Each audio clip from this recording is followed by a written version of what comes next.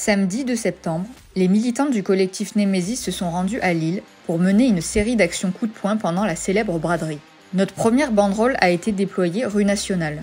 Elle visait à alerter sur les statistiques catastrophiques de la ville de Lille sur la sécurité. Avec 106 crimes et délits pour 1000 habitants, Lille réussit l'exploit de passer devant Saint-Denis et Marseille en termes de délinquance et de criminalité. Et avec 26 faits pour 10 000 habitants, Lille est aussi la championne des violences sexuelles en France. Une augmentation de 33% de ces violences a d'ailleurs été constatée entre 2021 et 2022. Il serait temps que Martine Aubry, la maire PS de Lille depuis plus de 20 ans, agisse sur ces sujets. Dans l'après-midi, Alice Cordier a réussi à interpeller Gérald Darmanin. Malheureusement, notre ministre de l'Intérieur détalera quand celle-ci lui apprendra qu'elle est présidente d'une association qui parle de violences faites aux femmes. Question. Du coup, je suis Alice Cordier, présidente du collectif Némésis, on dénonce les violences faites aux femmes, et tout l'été... Sa question au sujet des obligations de quitter le territoire français non appliquées restera malheureusement sans réponse. Du coup, on se demande où est-ce que ça en est, la non-application des ICPR, par exemple. Vous êtes là pour parler aux Français, non ?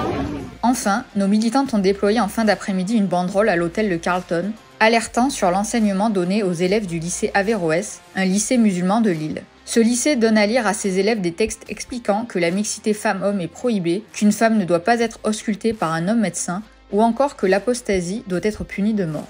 À l'heure où nos professeurs sont décapités et nos concitoyens massacrés au nom de cette idéologie mortifère, ces écrits dans une école sur le sol français sont absolument inacceptables. Suite à cette dernière action à l'hôtel Carlton, 3 de nos militantes seront interpellées et passeront 18 heures en garde à vue au commissariat de Lille.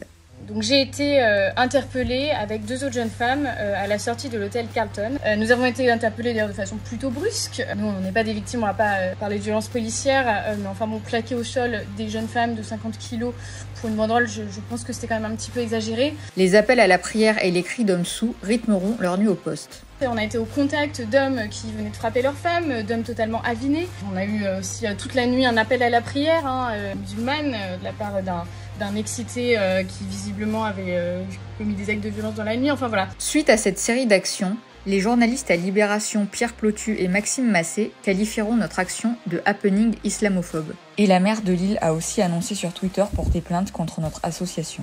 Dénoncer des textes salafistes n'est pas encore interdit en France. Mais grâce au renoncement, à la lâcheté et aux compromissions de personnes comme ces journalistes de Libération ou de Martine Aubry, cela pourrait peut-être un jour le devenir. Suite aux plaintes déposées par l'hôtel Le Carlton et par Martine Aubry, nous devons nous préparer à des frais d'avocat que nos militantes, qui sont bénévoles et souvent étudiantes, ne pourront pas payer. Nos militantes prennent des risques pour défendre les Françaises. Il est indispensable de nous soutenir financièrement si vous voulez nous voir continuer nos actions. Vous pouvez le faire en nous faisant un don en cliquant sur le lien en bio ou à l'adresse PayPal collectif.nemesis@outlook.fr. Pour nos mères, nos filles, nos sœurs, merci.